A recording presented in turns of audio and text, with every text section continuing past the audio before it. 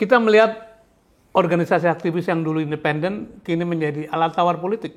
Dan idiom Bismillah Komisaris bukan lagi lelucon tetapi memang cermin dari kepahitan yang ada.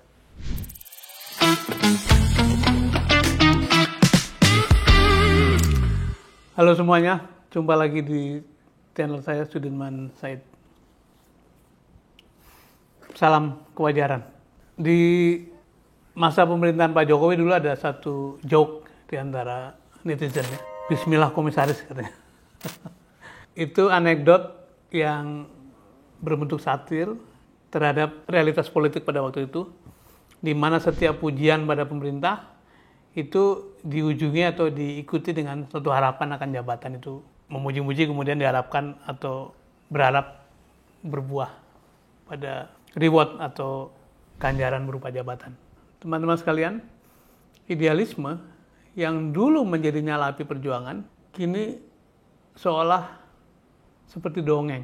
Mengapa para politisi dan aktivis, termasuk yang muda, rela menukar prinsip dengan kursi jabatan atau kekuasaan? Apa yang membuat kehormatan yang dulu tak ternilai kini bisa dihargai dengan sekedar jabatan? Dulu Indonesia dibangun oleh tokoh-tokoh besar seperti Muhammad Hatta, Agus Salim, Sultan Syahrir, Muhammad Nasir. Mereka sering disebut sebagai gagasannya, pikirannya megah, tapi hidupnya sederhana. Mereka menolak kemewahan dan memegang teguh kehormatan. Seorang tokoh bernama Tan Malaka, kita masih ingat, pernah berkata dan sangat terkenal perkataannya, idealisme adalah kemewahan terakhir yang dimiliki kaum muda. Nilai dan kualitas manusia bagi mereka tidak diukur dari jabatan atau harta, melainkan dari kehormatan yang tidak bisa dipertukarkan dengan apapun. Tapi hari-hari ini kelihatannya sistem nilai berubah, pandangan berubah. Ketua-ketua organisasi mahasiswa yang dulu lantang mengkritik pemerintah, sebagian diam dan tiba-tiba muncul sebagai komisaris perusahaan negara, menjadi staf khusus, menjadi yang saya juga aktivis dan dulu punya harapan besar bahwa masuknya aktivis dalam pemerintahan itu sebenarnya bagus karena di sana akan ada pikiran-pikiran baik untuk mengembalikan jalan negara pada idealisme. Tapi suasana ini berubah. Para aktivis yang dulu turun ke jalan demi rakyat, kini kelihatannya disibukkan oleh usaha-usaha untuk mengejar posisi.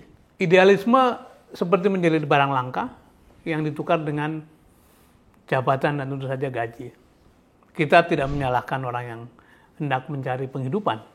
Tetapi sayangnya terjadi konflik yang nyata, yang telanjang antara pragmatisme dengan idealisme. Bukan lagi soal memperjuangkan keadilan atau kebenaran, tetapi bagaimana menaiki tangga kekuasaan secepat mungkin. Bahkan banyak kalangan-kalangan muda yang seperti berlomba mencapai garis finish dengan mengorbankan idealismenya gitu. Kita melihat organisasi aktivis yang dulu independen kini menjadi alat tawar politik. Dan idiom Bismillah Komisaris bukan lagi lelucon tetapi memang cermin dari kepahitan yang ada. Pertanyaannya, mengapa mereka seperti rela menjual prinsip? Apa yang mendorong generasi muda yang seharusnya menjadi agen perubahan, penghela perbaikan, justru dengan cepat mengikuti arus pragmatisme? Dulu kami punya bercandaan atau guyonan bahwa pada waktunya memang orang mesti bijak, tapi jangan pernah bijak sebelum militan gitu. Sekarang ini kelihatannya belum sempat militan sudah bijak dan akhirnya terlalu kompromistis. Ada beberapa akar masalah yang membuat pragmatisme begitu dominan. Pertama, sistem politik kita memang berbasis patronase, di mana jabatan publik, staf khusus kah, dirjen kah, direksi BUMN, komisaris dan sebagainya, itu seperti menjadi hadiah bagi yang loyal, bukan bagi yang kompeten. Meritokrasi telah bergeser dan suasana nepotisme, perkoncoan, kekerabatan itu menggantikan suasana itu. Padahal yang membuat bangsa ini kompetitif adalah kultur atau nilai-nilai meritokrasi itu. Yang berkompeten, yang berintegritas, yang punya potensi, dia yang mendapat kesempatan. Bukan siapa yang dekat, siapa yang bersama-sama, siapa yang punya hubungan-hubungan kekerabatan.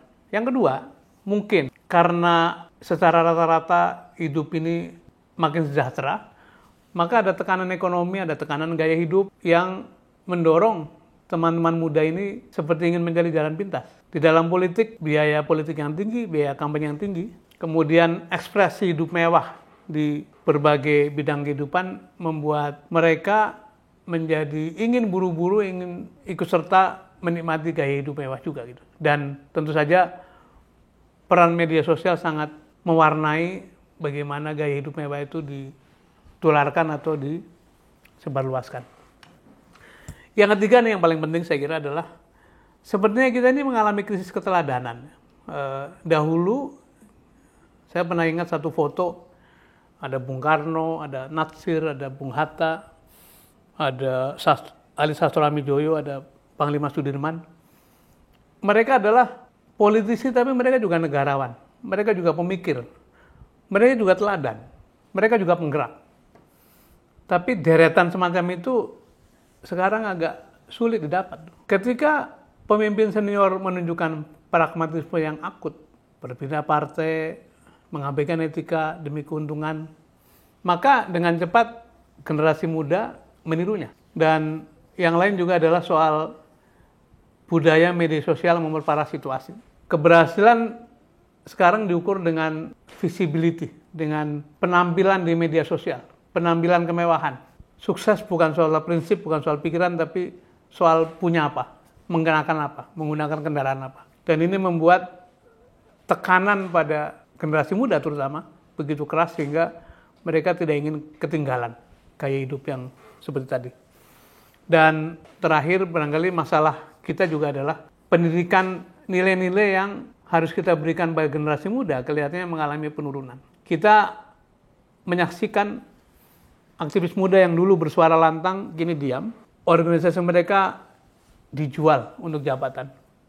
Kita mendengar kisah anak-anak asuh, kisah pengurus-pengurus organisasi yang menjadi instrumen dari pragmatisme politik.